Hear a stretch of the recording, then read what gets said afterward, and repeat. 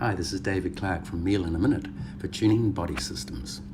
The millet and tofu combination are known for reducing stomach swelling because of the cooling properties of tofu and soothing alkalizing properties of millet.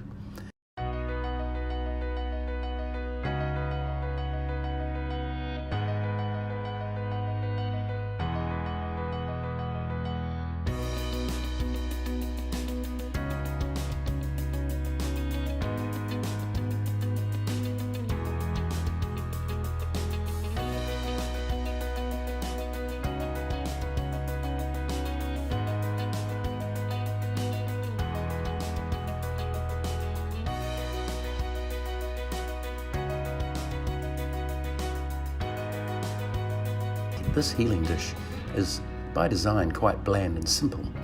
When you are healing digestive organs such as the stomach, intestine, liver and pancreas, it is important to reduce the flavours to allow the healing properties of the foods to do their job. Enjoy, and this dish is 2 days per week for the next month, and you'll see great results in stomach reduction.